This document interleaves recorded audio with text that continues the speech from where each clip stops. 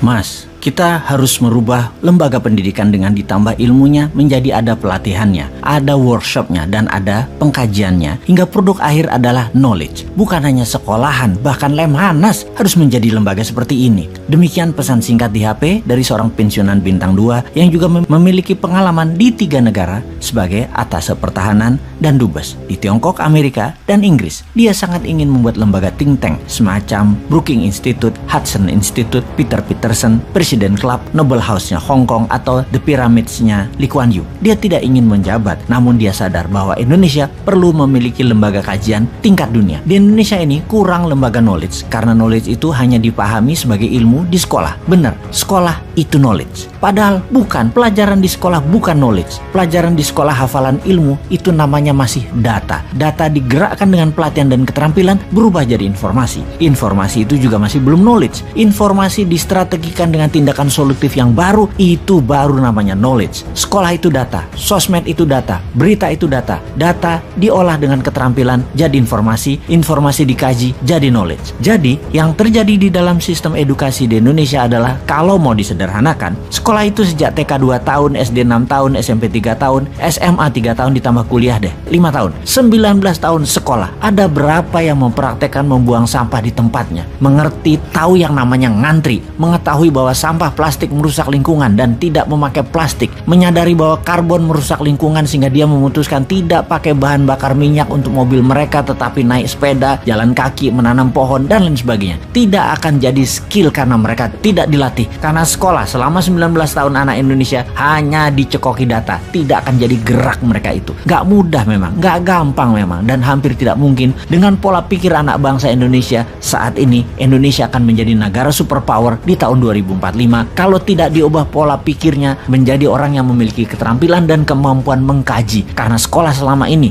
hanya bikin murid hafal data. 77 tahun Indonesia merdeka, pendidikan hanya hafalan data. Sampai saat ini bahkan sistem pendidikannya juga masih pakai sistem nilai, sehingga ketika dewasa yang dikejar hanya nilai dan hidupnya selalu menilai orang lain. Semua dinilai, semua ada angkanya. Bisakah dilakukan sistem pendidikan tanpa nilai dan tanpa PR seperti di negara paling bahagia di dunia, yaitu negara-negara Nordik seperti Swedia, Finlandia, yang semuanya bukan sistem angka penilaiannya, tapi kejujuran dan kata hati atau conscience. Kapan Indonesia menerapkan sistem edukasi berdasarkan kata hati, tindakan, dan pengkajian telaah masalah dengan critical thinking, berilmu? Harus new mind memang yang bertindak nih. Kita buktikan sekarang. Kita melihat sisi pejabat yang sedang berkuasa. Lebih gampang melihat tindak tanduk perilaku mereka karena mereka adalah yang membuat rakyat seperti saat ini, yaitu apatis, tak berhati, dan tidak kritis solutif. Itu ya karena regulasi yang pejabat buat, karena kebijakan yang pejabat buat, dan karena contoh perilaku pejabat-pejabatnya yang didiamkan walau menyalahgunakan jabatan. Seharusnya dalam manusia yang berkesadaran tinggi, kalau salah ya minta maaf atau mundur. Budaya malu tidak ada saat ini, sehingga tidak pernah ada pejabat yang berkuasa minta maaf walaupun salah telak-telak. Di sisi lain, kaum oposisi deh, kalau mengkritik tidak memberi solusi, kalau beda pendapat baperan, mendendam dengan akan membalas nanti ketika berkuasa. Keluhuran budi seperti saat ini mungkin terendah dalam peradaban berbangsa di Indonesia sekarang ini. Keinginan berkuasa dan menumpuk harta masih ada dan tidak berubah selama lebih dari 400 tahun, walau harus melacur diri, menjual harga diri demi harta dan tahta. Belanda dulu tuh ya berkuasa lama karena inlander berkhianat melayani yang punya kuasa dan yang punya harta, dan kali itu penguasanya adalah penjajah Belanda. Lama inlander pejabat ini yang menekan rakyat sesungguhnya. Sungguh bukan Belanda yang menekan rakyat. Orang Belanda mah sedikit di tanah air kita. Yang banyak para abdi dalam, penjajah, penjilat yang diberi jabatan, yang memeras rakyatnya sendiri untuk kepentingan Belanda.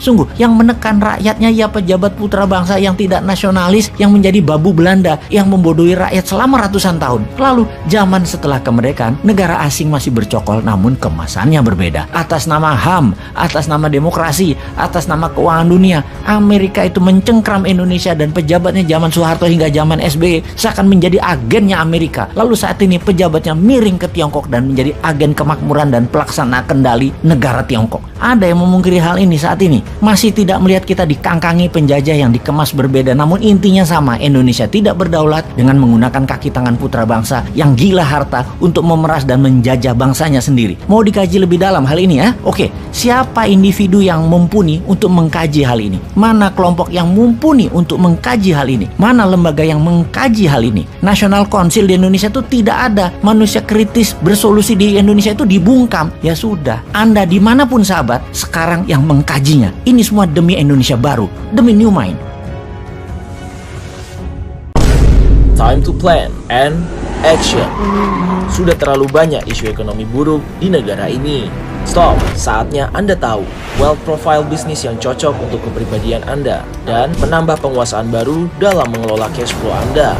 Ambil peluang ini, ikuti Bosman Tour 2023.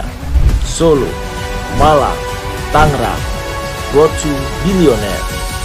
Selamat bergabung.